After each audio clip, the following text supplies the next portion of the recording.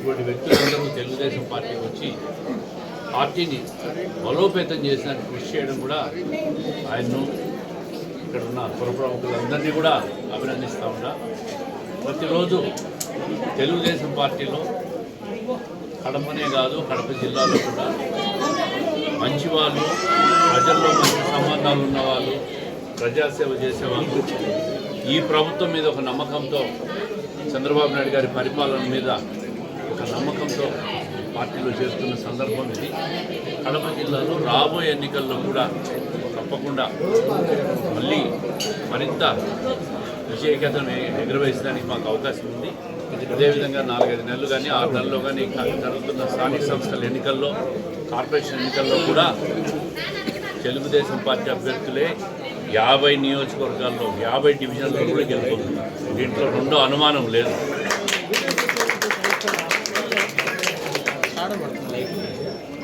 Corporation, రాష్ట్ర ప్రభుత్వం, MLA ఒకటే పార్టీ వాళ్ళు ఉంటే అభివృద్ధిలో ఎక్కడా కూడా ఆటంకాలు ఉండవు.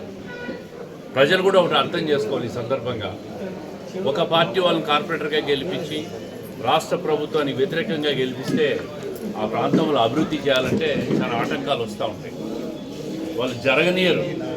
వైసీపీ కార్పొరేటర్ ఎక్కడైనా గెలిచాడంటే ఆ ప్రాంతంలో అభివృద్ధి జరగనివ్వరు. ఎందుకంటే తెలుగుదేశం ప్రభుత్వం ఉంది, ఈ ప్రభుత్వంలో పనులు జరిగితే వాళ్ళకి రేటు పోతుంది కాబట్టి వాళ్ళు అడ్డుకుంటూ ఉంటారు. అందుకే నేను అందరికీ విజ్ఞప్తి చేసేది, కడప కార్పొరేషన్లో 50 డివిజన్లలో కూడా కూటమి అభ్యర్థులను గెలిపించాల్సిందిగా భవిష్యత్తులో విజ్ఞప్తి చేస్తూ ఉంటారు. అప్పుడే అభివృద్ధి ముందుకు పోతుంది. కడప నగరం కూడా ఒక మార్పుకు నాంది పలుకుతుంది. నేను ఒకటే విజ్ఞప్తి చేస్తూ ఉంటా, 15 సంవత్సరాలు రాబోయే ఇంకా 2-3 ఎలక్షన్స్ కడప నగరానికి మా కుటుంబమే సేఫ్. మేముంటే ప్రశాంతత ఉంటుంది, నగరంలో శాంతి భద్రతలు బాగుంటాయి, అభివృద్ధిలో ముందుకు తీసుకుపోతాం. ఎక్కడ గొడవలు ఉండవు, భూ కబ్జాలు ఉండవు, మహిళల మీద దాడులు ఉండవు, శాంతి భద్రతలకు ఎక్కడ విఘాతం లేకుండా ప్రజలు స్వేచ్ఛగా రాత్రిపూట పండుకునేదానికి మేము మా పరిపాలనలో ఆ భద్రత ఇస్తామని చెప్పి ప్రజలకు భరోసా ఇస్తా ఉన్నాం.